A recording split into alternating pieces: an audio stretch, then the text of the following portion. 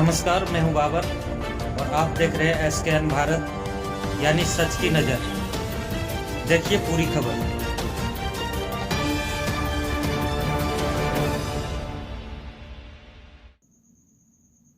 गोपालगंज से AIMIM प्रमुख ने दिया सीधा संदेश, 3% वाला बन सकता है डिप्टी CM तो 17% वाला CM क्यों नहीं। गोपालगंज SKN भारत। बिहार विधानसभा चुनाव की तपती जमीन पर ऑल इंडिया मजलिस इत्तेहादुल मुस्लिमीन AIMIM के प्रमुख बैरिस्टर असदुद्दीन ओवैसी ने एक ऐसा सियासी शगुफा छोड़ दिया है जिसने जातीय और चुनावी समीकरणों को हिलाकर रख दिया है। मंगलवार को गोपालगंज के उचकागांव में AIMIM प्रत्याशी अनस सलाम के समर्थन में एक जनसभा को संबोधित करते हुए ओवैसी ने मुस्लिम समुदाय को सीधे मुख्यमंत्री पद का सपना दिखाया।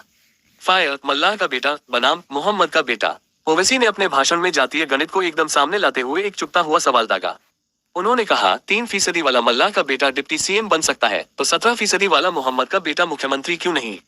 उनका ये सीधा बयान केवल राजनीतिक दलों पर हमला नहीं है, बल्कि यह बिहार के मुस्लिम वोट बैंक को एक नई दिशा देने की कोशिश है।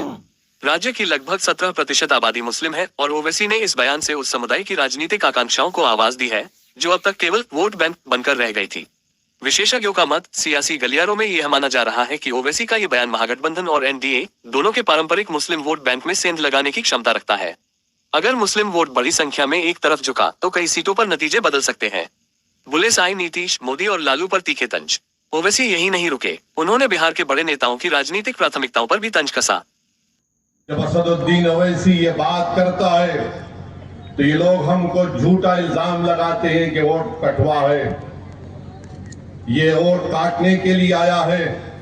मेरे अजीज दोस्तों और बुजुर्गों, यकीनन हम वोट लेंगे और वोट देंगे भी इंशाअल्लाह ताला। अब तक हम सिर्फ वोट देते आए थे। ये जालिम लोग नहीं चाहते कि आप वोट हासिल करें।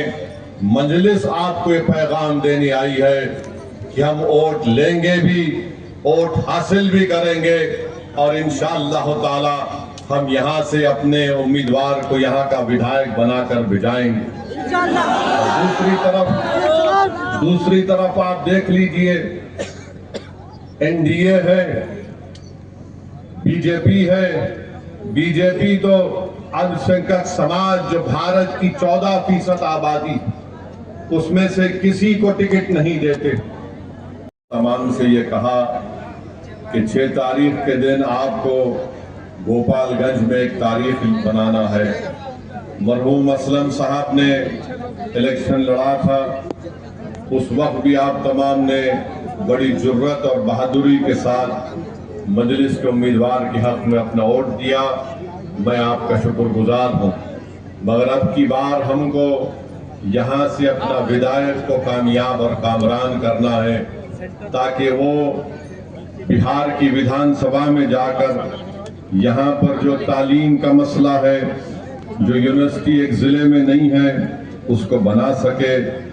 यहाँ पर अस्पताल नाम का तो है मगर यहाँ पर डॉक्टर और दवाएं नहीं मिलती है।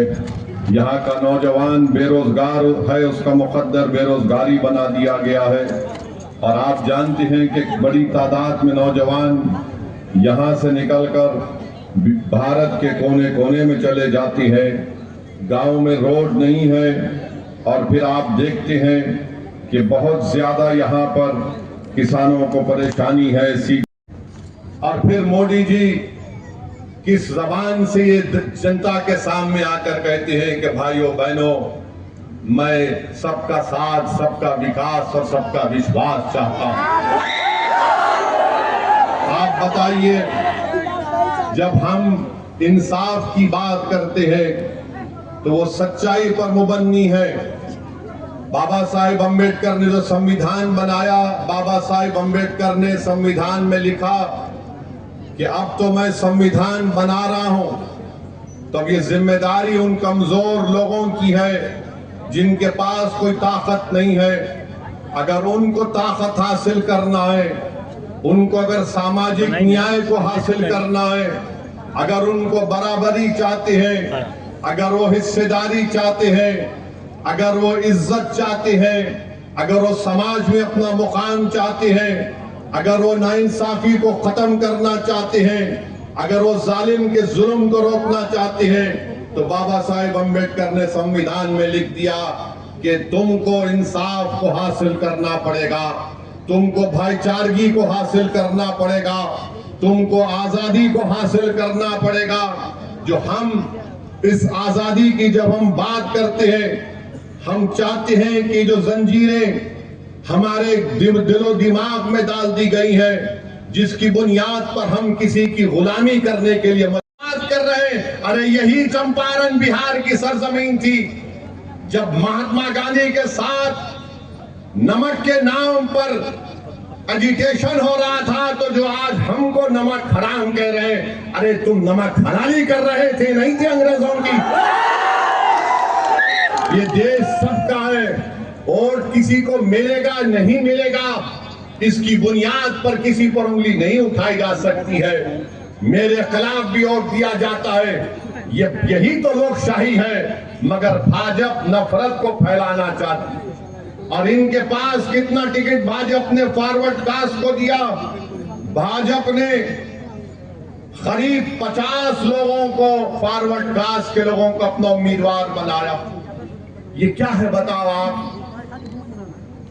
एनडीए में जेडी हमारे भाई असलम मुखिया का जो अभी तक नहीं पकड़ा गया है, उसको जल्द से जल्द कानून अपनी गिरफ्त में लेगा।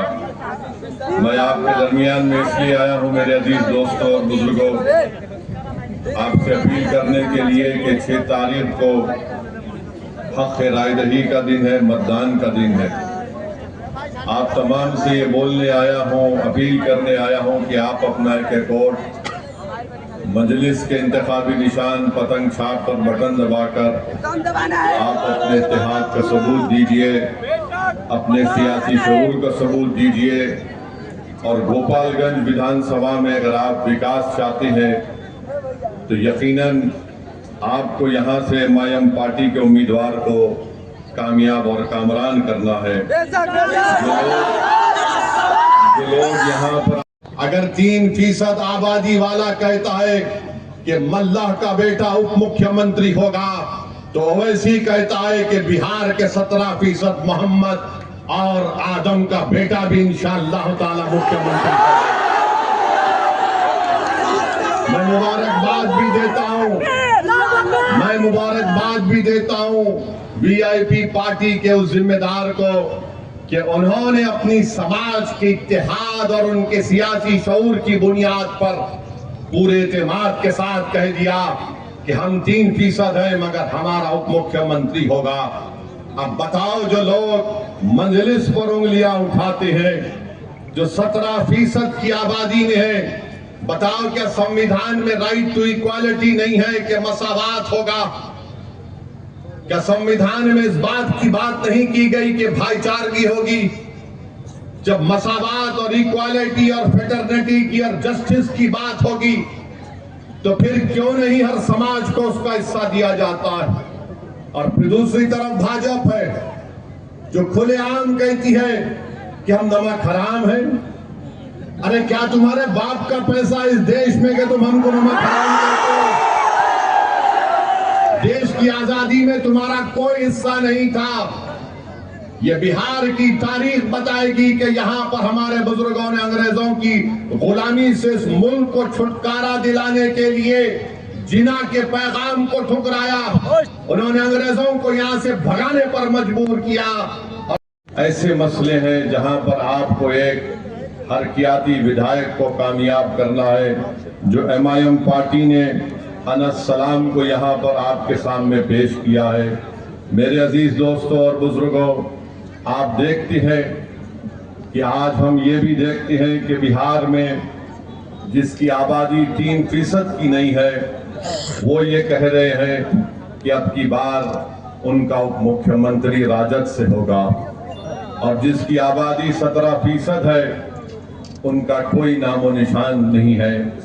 अगर कोई बिहार में कहता है कि अब के बार मल्ला का बेटा डिप्टी चीफ मिनिस्टर होगा, तो मैं पूरे आप तमाम से एक सवाल और एक फिक्र देकर जाना चाहता हूं कि क्या आदम का बेटा मुख्यमंत्री नहीं हो सकता? क्या अब्दुल का बेटा मुख्यमंत्री नहीं हो सकता? क्या मोहम्मद का बेटा मुख्यमंत्री नहीं हो सकता? कि अनस सलाम आपका विधायक नहीं हो सकता।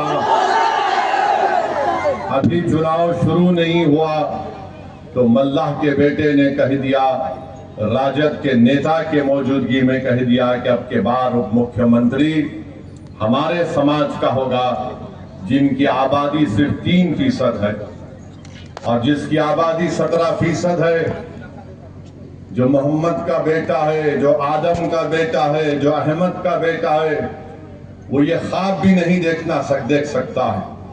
तो ये इंसाफ की लड़ाई है, याद रखिए। 17% है और कितने टिकट दिए जाते हैं? जो 14% है उनको कितने टिकट मिलते हैं आप खुद देख लीजिए। 14%, 36% जो 14% की आबादियों को टिकट देते हैं और ओवैसी पर इल्जाम लगाती है।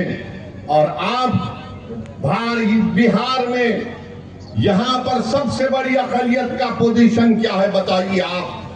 आपको जानकर तकलीफ होगी कि बिहार में जो गरीबी रेखा से जो मृत्यु दर जिसको हम कहती हैं, बल्कि सबसे ज्यादा मरने वाले 1000 लोगों में कोई है तो मुसलमान है बिहार में। ये मेरा डेटा नहीं है मेरे भाई, ये सरकार का डेटा है कि सबसे ज्यादा अगर 1000 लोगों का मृत्यु दर है तो मुसलमानों का है। गरीबी रेखा का जो दर है, जो गांव में मुस्लिम रहता है 50% वो गरीबी रेखा के दर से नीचे है। जो शहर में रहता है वो करीब 44% है। क्यों तुमने इंसाफ नहीं किया बताओ? कितने अल्पसंख्यक समाज मुसलमानों के पास जमीन है जिस पर वो जिरात कर सकता है, 1 एकड़ या 1 एकड़ के करीब 2 एकड़ के करीब है। ये इंसाफ है तुम्हारा? अच्छा, कितने महिला 90% मुस्लिम महिला अपने बच्चे मजबूर हो जाती हैं, जब वो डिलीवरी देती है तो अपने घर में देती हैं।